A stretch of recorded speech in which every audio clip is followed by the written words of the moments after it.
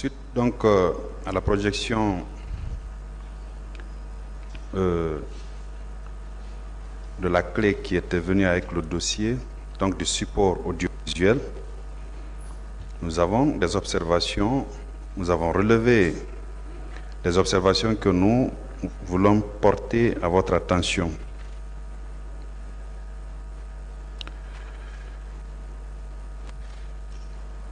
Alors,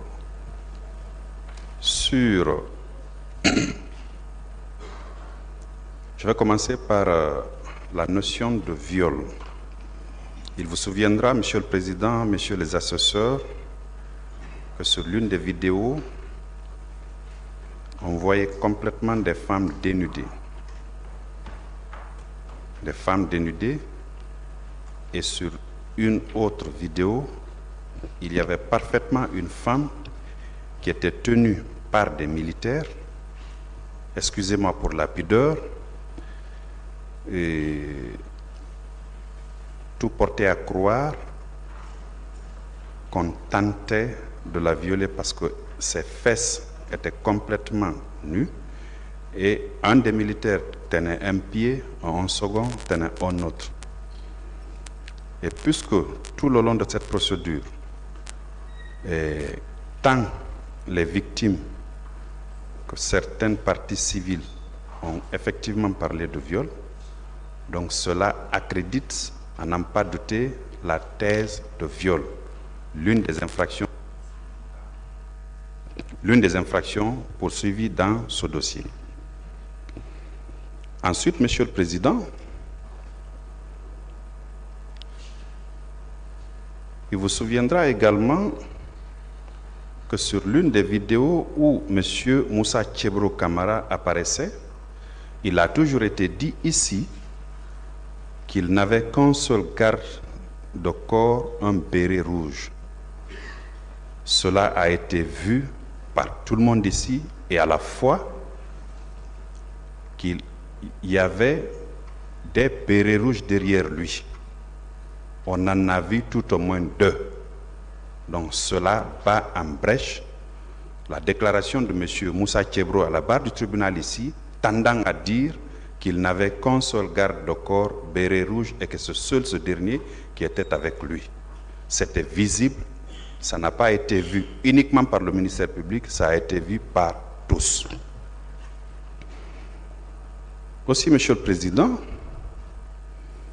il y avait la présence des hommes qui étaient vêtus de body noir.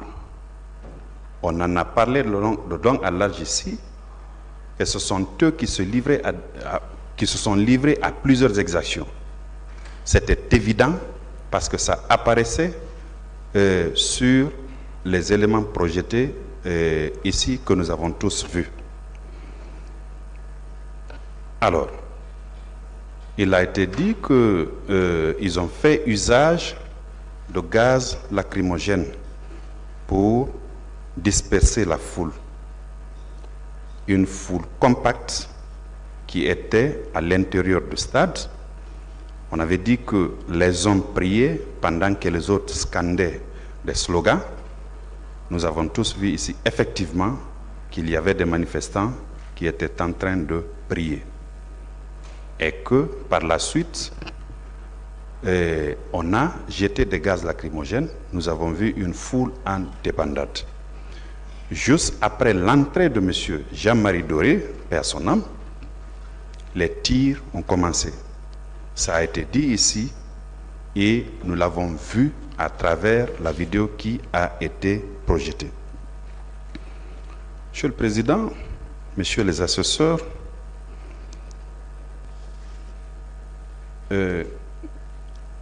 sur les éléments audio, j'allais dire, M. Selouda Diallo, M. Sidia Touré et M. Jean-Marie Doré, qui étaient tous invités de la Radio France Internationale, ont formellement dénoncé les bérets rouges et M. Aboubakar Diakité Toumba comme étant ceux-là qui ont fait les exactions au niveau du stade du 28 septembre. Et ça, c'était le lendemain ou le surlendemain des événements que tous ont dit que c'est à la rentrée des bérets rouges de la présidence, ils ont précisé que les exactions ont commencé et qu'à leur tête, il y avait l'aide de camp du président Moussa Dadis Camara, M. Aboubakar Diakité alias Toumba.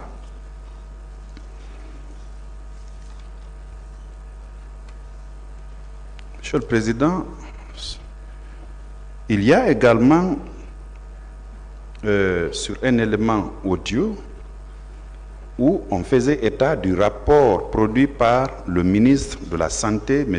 Abdoulaye Chérif Diaby, ministre de la Santé au moment des faits, qui indiquait qu'au total, il y a eu 57 morts, 4 par balle perdue et 53 par bousculade. Et ce, sans avoir reçu le moindre rapport provenant de ceux-là qui sont habilités à le faire. Une façon, à n'en pas douter, à minimiser les exactions des forces de l'ordre qui se sont infiltrées dans le stade où les manifestants étaient sans armes. Cette déclaration a été reprise par M. Moussa Dadis Camara, l'un des accusés, qui a indiqué effectivement que parmi les morts, d'après le récit qu'on lui a fait, il y en avait 57. Donc 4 par balle perdue, je me demande ce qu'ils appellent balle perdue, et 53 qui étaient par des bousculades. Donc ces éléments-là, à nos yeux, sont de nature à minimiser non seulement les exactions qui s'y sont faites, mais aussi à dédouaner tant soit peu les agents des forces de l'ordre. Clairement que ce qu'ils avaient dit n'était pas faux. Ensuite, Monsieur le Président, Monsieur Moussa Dadis Camara, lors d'une interview qu'il a accordée,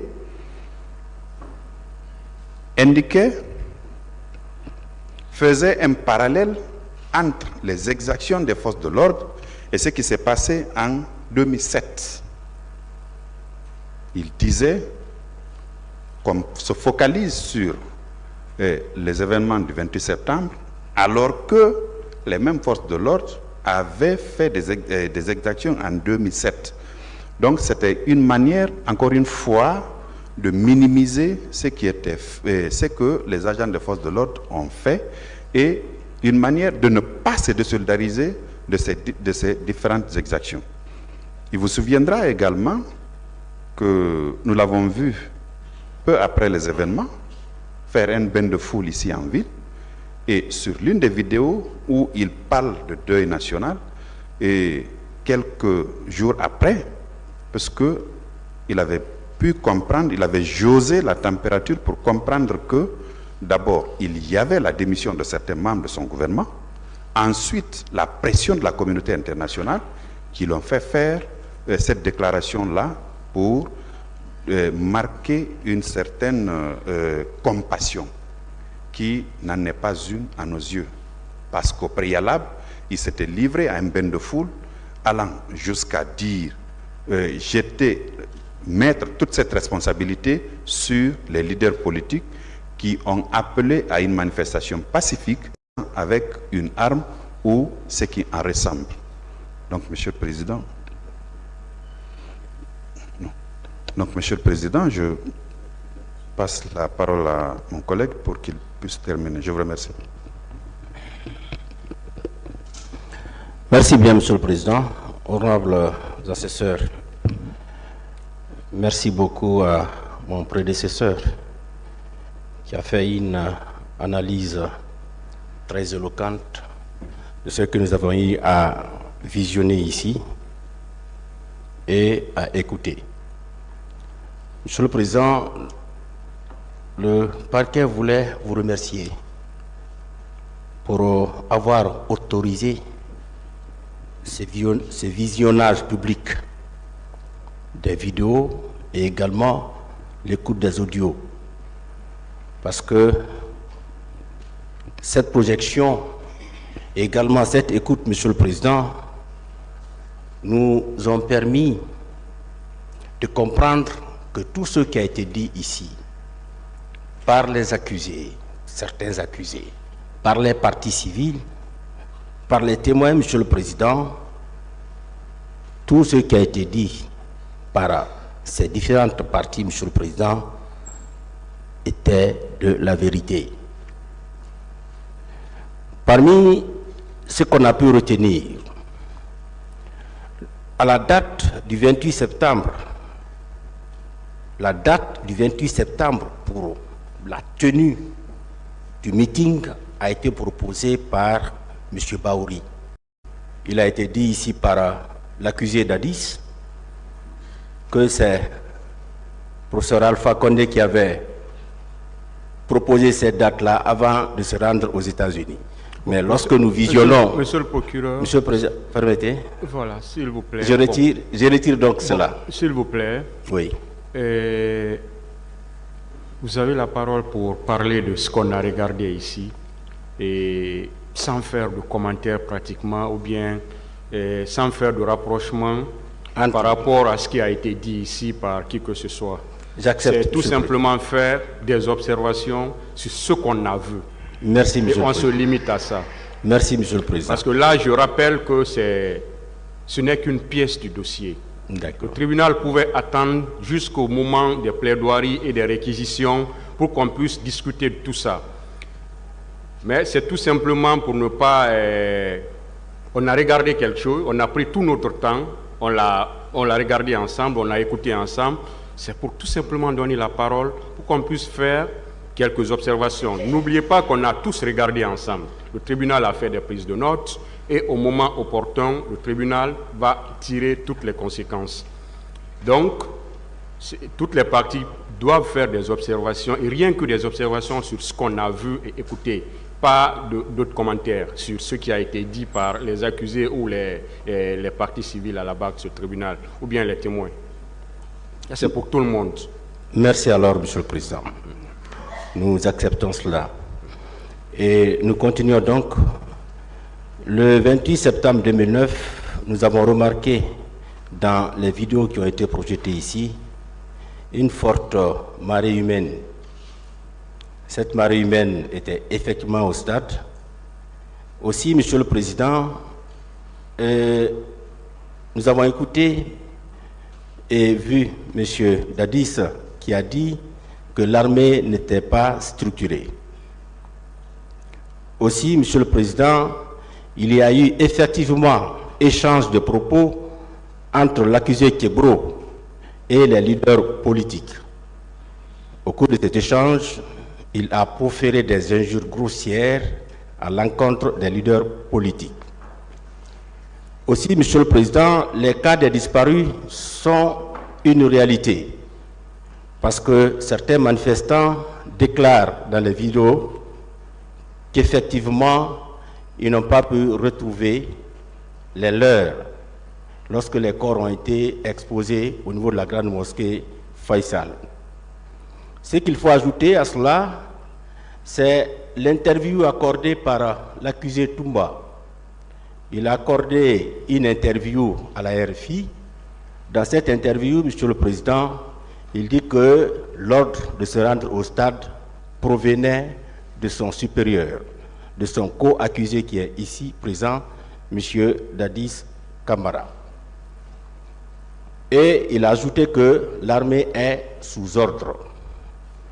Aussi, Monsieur le Président, on entend le chef d'état-major général des armées qui affirme que c'est seulement la police et la gendarmerie qui devraient maintenir l'ordre public.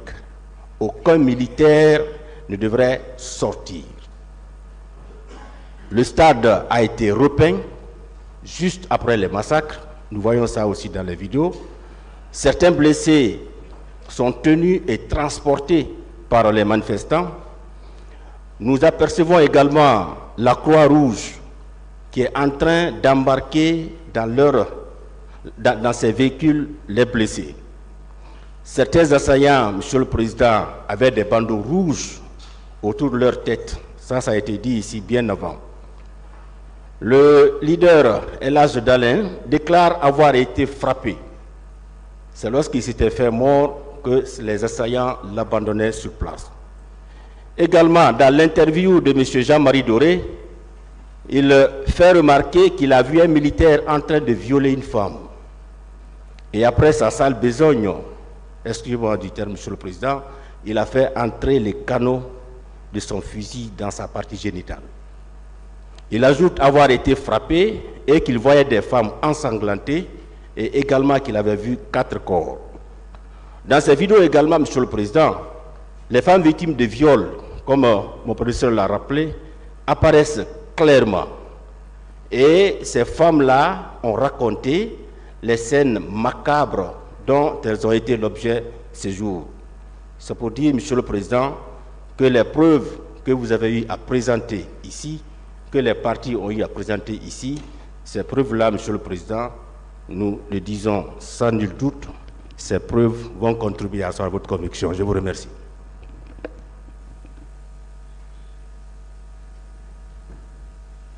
Vous avez fini? Oui, on a fini. Partie civile. Président, honorable assesseur, je vais faire quelques observations à la suite donc du ministère public.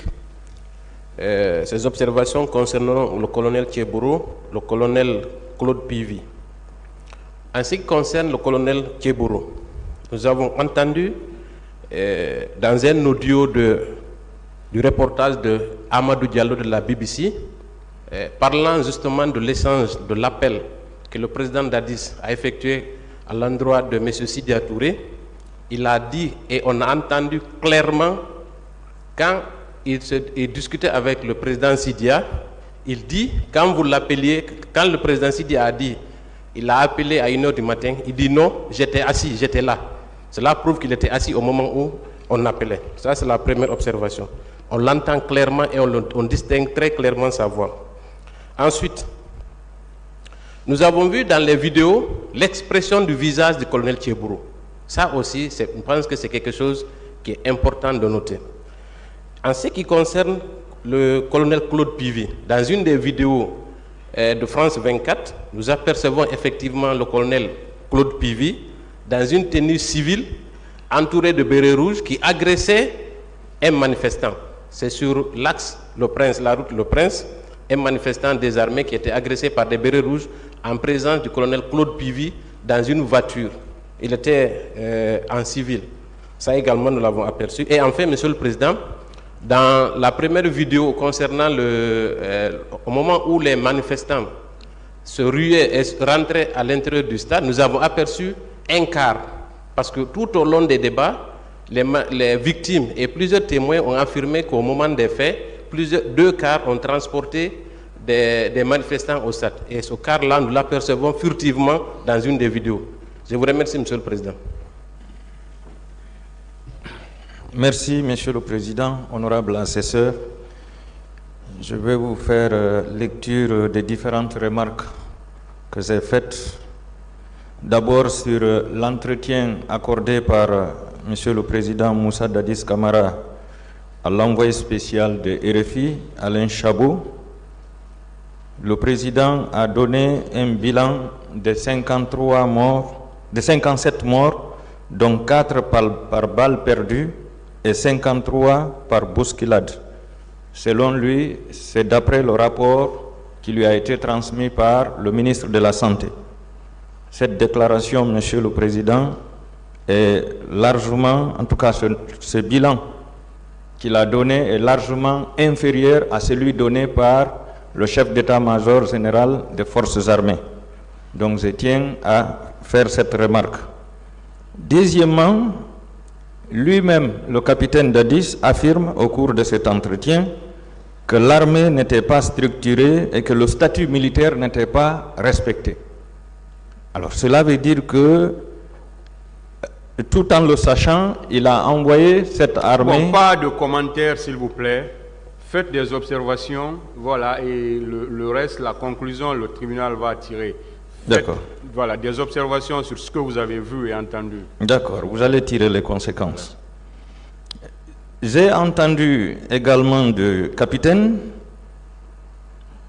il disait que les militaires sont partis et il y a eu accrochage avec les civils. Là également, vous tirerez les conséquences, puisque on se demande pourquoi la présence des militaires dans une manifestation. Les observations, s'il vous plaît. Je continue, Monsieur le Président. Vous avez vu vos prédécesseurs. Pas D'accord. besoin d'intervenir à tout moment pour vous rappeler à l'ordre. D'accord. Je viens à l'entretien avec Télésud entre le capitaine et les journalistes Alain Emis Bill et Alpha Bari. Il déclarait: j'ai eu la chance, en 8 mois, cette armée m'obéit. Vous tirerez les conséquences, Monsieur le Président. À partir de l'instant où les manifestants ont saccagé le commissariat et se sont saisis des armes, tout était possible. La présence de l'armée a été fatale. Il ajoute: après qu'on m'ait empêché d'y aller, je suis resté au bureau et je m'y attendais à quelque chose. Vous tirerez les conséquences aussi. Le soldat ne peut pas détenir une arme sans l'autorisation de son supérieur hiérarchique. Le peuple là, on dirait que c'est un peuple qui est bête. Je continue, Monsieur le Président.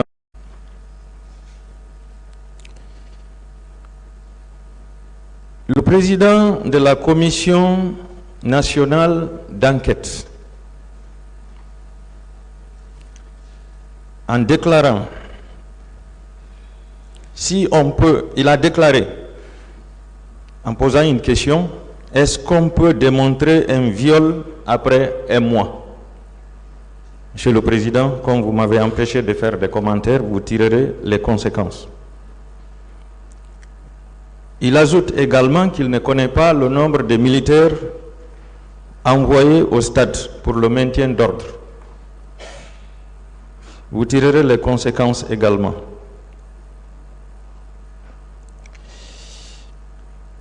À l'audience du 28 février,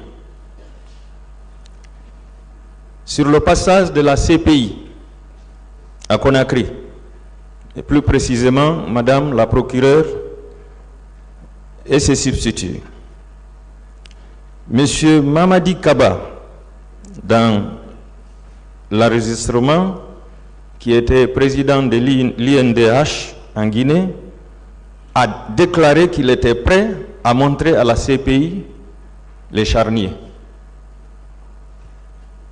Pas de commentaires. Lors de l'entretien entre le colonel Tcheboro et les leaders politiques, j'ai aperçu un milice portant une bande rouge sur la tête qui était infiltré parmi eux, Monsieur le Président. Je pense que je ne suis pas le seul. Et ce que j'ai constaté, Monsieur le Président, certains militaires, gendarmes et policiers sont identifiables, Monsieur le Président. Il suffit d'arrêter la vidéo, tirer et agrandir. C'est ce que j'avais à dire, Monsieur le Président. Je vous remercie.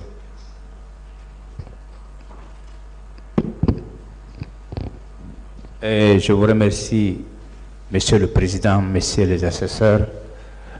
Moi, je suis très réconforté après ces images, vidéo et audio, parce que nous avons vu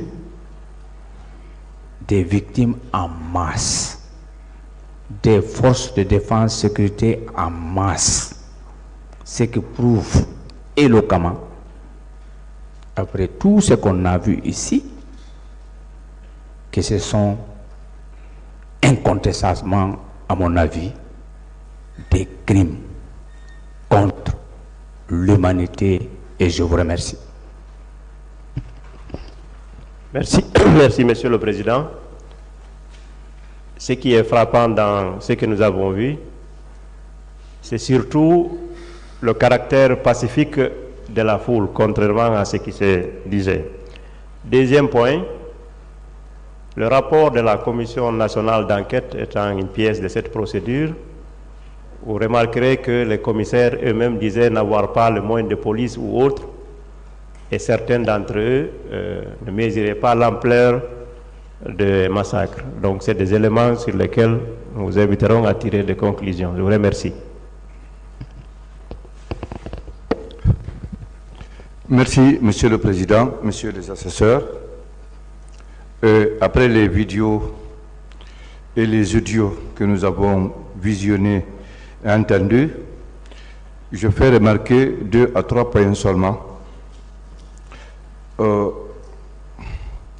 Par rapport aux vidéos, nous avons compris, suite à la rencontre de M. Thiegoro et les leaders politiques, que tout ce qui s'est passé comme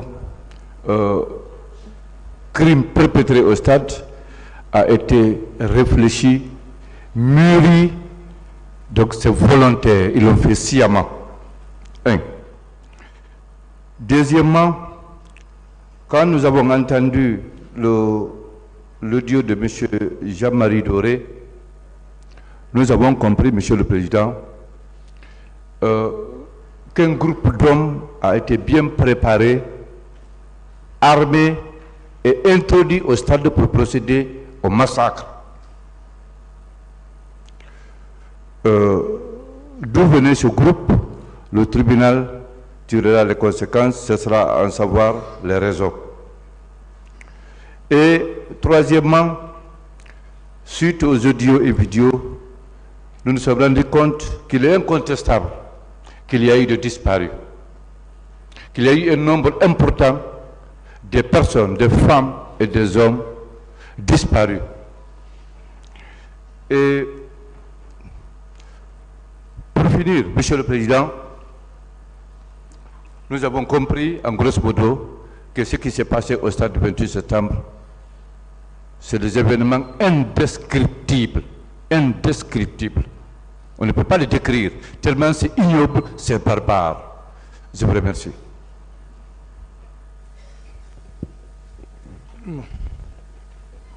Monsieur le Président, Messieurs les assesseurs, à la suite des vidéos et des audios, en plus de ce que mes confrères ont dit, il y a lieu également de signaler que le colonel Thiebro avait déclaré ici. Les vidéos, s'il vous plaît, pas sur ce qui a été dit à la barre de ce tribunal. C'est justement, je suis sur les vidéos. Allez-y avec les vidéos et les audios. Je suis sur les vidéos, Monsieur le Président. Allez-y. Voilà. Sur les vidéos, nous avons effectivement constaté que M. Thiebro était accompagné de bérets rouges. Ensuite, Monsieur le Président, quand nous entendons les déclarations à chaud et les interviews immédiatement après les événements, nous constatons un certain décalage avec certaines des positions qui ont eu lieu ici. Troisième, Monsieur le Président, nous constatons que ces vidéos et ces audios corroborent parfaitement avec l'accusation du parquet, parce que c'est des infractions qui ont été préparées. Pas de commentaires. Voilà, je vous remercie.